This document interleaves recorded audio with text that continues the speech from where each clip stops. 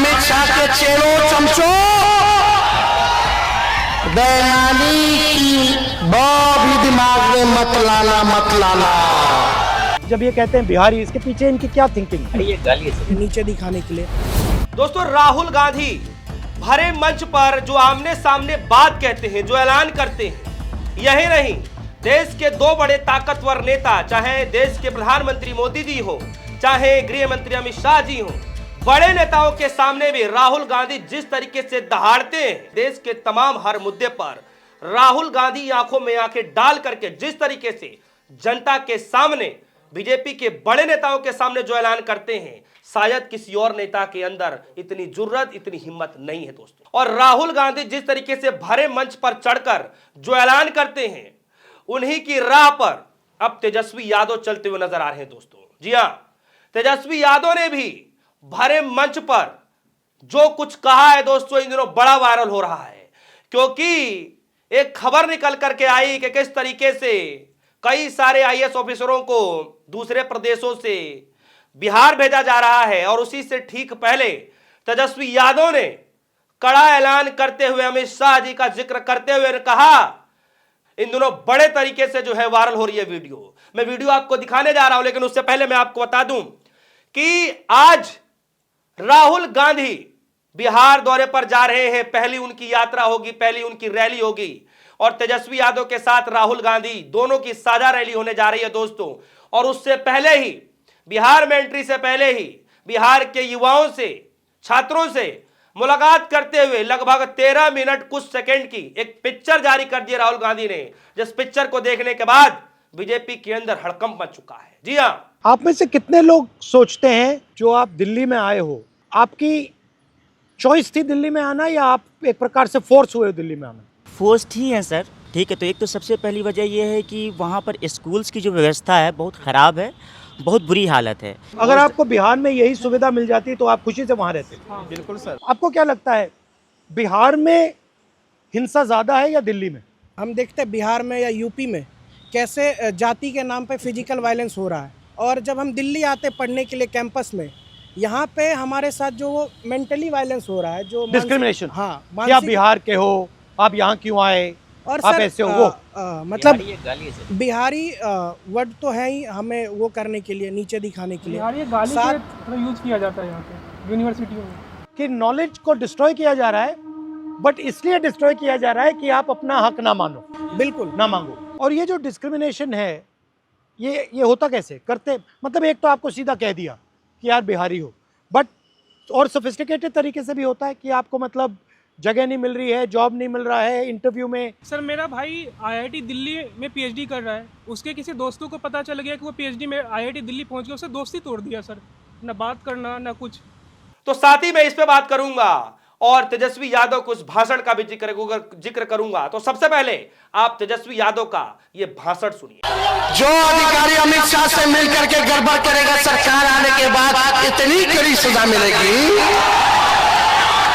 कि कभी सोच नहीं सकते कि क्या सजा मिलेगी उनको। इसलिए अगर कोई बेईमान भ्रष्ट अधिकारी अगर चुनाव में बेईमानी करेगा तो बताओ सजा मिलना चाहिए नहीं मिलना चाहिए?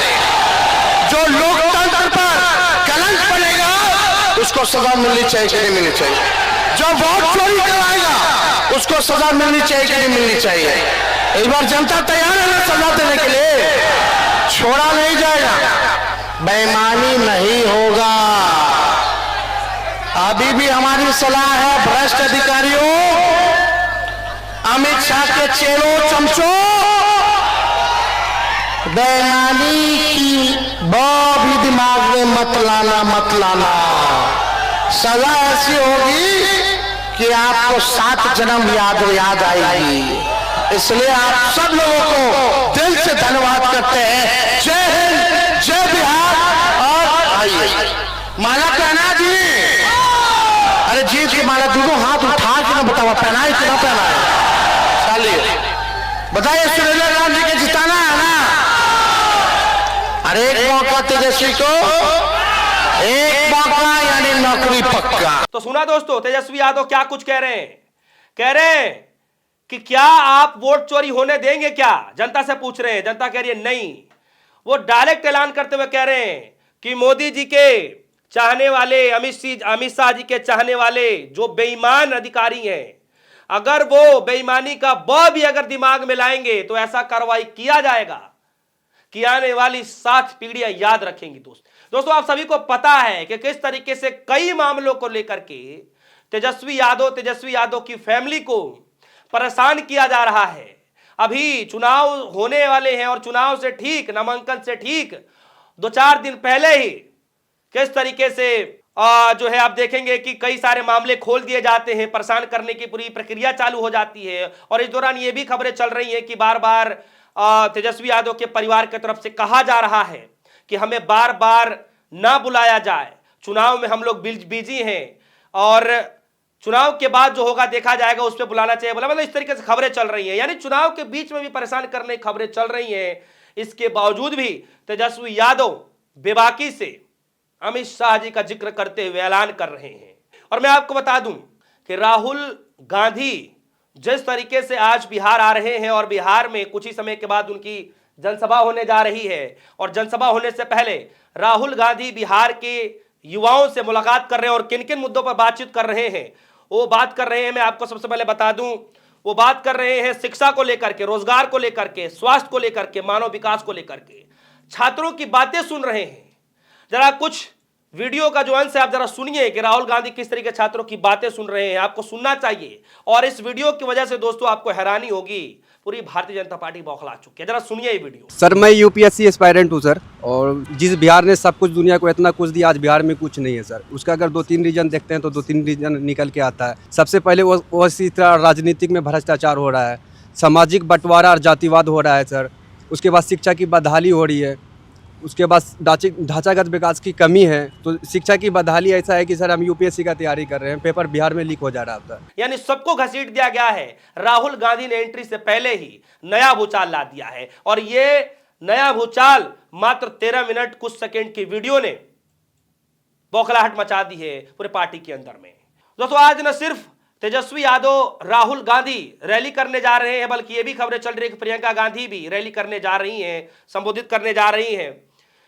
और इन दिनों दोस्तों राहुल गांधी के साथ साथ उन्हीं के राह पर और तमाम बड़े जो युवा नेता हैं, जो युवा नेता के तौर पर उभर रहे हैं, वो राहुल गांधी की उस लाइन पर चलने पर मजबूर हो गए हैं।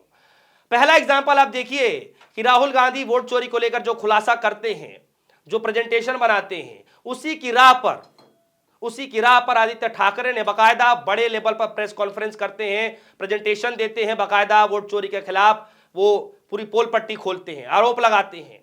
दोस्तों भारतीय जनता पार्टी के अंदर, एनडीए के अंदर वैसे ही इतनी मुसीबत है कि किस तरीके से उन्हीं के पूर्व मंत्री, उन्हीं के नेता, बीजेपी के नेता ये ऐलान कर रहे हैं कि नीतीश कुमार जी सीएम ही नहीं बनेंगे, और अगर गलती से बन भी जाते हैं दोस्तों तो 5 साल का कार्यकाल पूरा नहीं कर पाएंगे। इस बात को लेकर के वैसे ही बौखलाहट मची हुई है बीजेपी के अंदर कि ये क्या कुछ होने जा रहा है। आखिर हमारे ही नेता हमारे ही खिलाफ बगावत क्यों कर रहे हैं? एनडीए के ही नेता बार बार हमारे खिलाफ आंख क्यों दरेर रहे हैं? ये हालत हो गई है दोस्तों। और दूसरी तरफ तेजस्वी यादव का ये जलवा, ऐसे पूरे मामले को लेकर के, राहुल गांधी के इस बयान को लेकर के, राहुल गांधी की वीडियो को लेकर के, तेजस्वी यादव के पूरे भाषण को लेकर के, जिस तरीके से अमित शाह जी का जिक्र कर रहे हैं, उनके अधिकारियों का जिक्र कर रहे हैं, इस पूरे मसले को देखते हुए आप सभी के मन में क्या कुछ चल रहा है? क्या लगता है कि बिहार के अंदर कुछ नया खेल होना दिखाई दे रहा है? क्या सच में तेजस्वी यादव के अंदर इतना सब कुछ होने के बावजूद भी डर दिखाई नहीं दे रहा है, जिस तरीके से राहुल गांधी के अंदर डर खत्म हो चुका है? आप सभी के अंदर क्या कुछ चल रहा है? वीडियो कमेंट सेक्शन में जाइए, अपनी राय जरूर रखिएगा। फिलहाल के लिए दीजिए इजाजत। देखते रहिए, धन्यवाद।